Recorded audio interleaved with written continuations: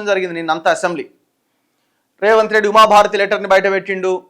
హరీష్ రావు ఉమాభారతి లెటర్లో 3వ పేజీలో 3వ పేరా చదువుకో అని హరీష్ రావు మళ్ళీ కౌంటర్ వేసిండు. దానికి రేవంత్ రెడ్డి 2009-2014లోనే అప్పుడే అనుమతులు వచ్చినప్పుడు మళ్ళీ మీరు ఎందుకు వెళ్ళారని రేవంత్ రెడ్డి మళ్ళీ ఇంకో కౌంటర్ ఇచ్చి ఇట్లా రకరకాల ఆర్గ్యుమెంట్స్ జరిగినాయి.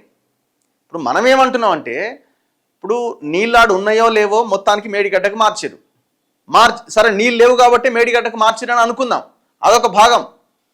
కానీ మేడిగడ్డకు మార్చడానికి గల కారణాలు ఏంటి, ఎందుకు మార్చాల్సి వచ్చిందన్న దాని మీద కూడా కమిషన్ నివేదిక ఇచ్చింది. ఎందుకు మార్చిరు అన్నట్టు దీంట్లో అవినీతి చేయడానికి డబ్బుల కోసమే, అవినీతి సొమ్ము కోసమే దీన్ని మార్చడం జరిగిందన్నది కమిషన్ ఇచ్చిన దాంట్లో ఒక అంశం. అందులోనే కేసీఆర్ అండ్ హరీష్ రావు ఇరికిరు.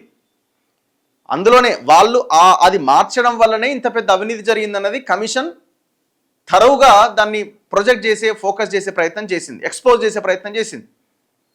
ఇప్పుడు ఎందుకు మార్చారో అన్న దగ్గర డిబేట్ ఒక భాగం అయితే, మార్చిన తర్వాత మీరు ఏదైతే కన్స్ట్రక్షన్ చేశారో 3 బ్యారేజీలు కట్టారో ఆ బ్యారేజీల యొక్క డిజైన్లో కానీ, నిర్మాణంలో కానీ అండ్ మెయింటెనెన్స్లో కూడా లోపాలు ఉన్నాయి కదా.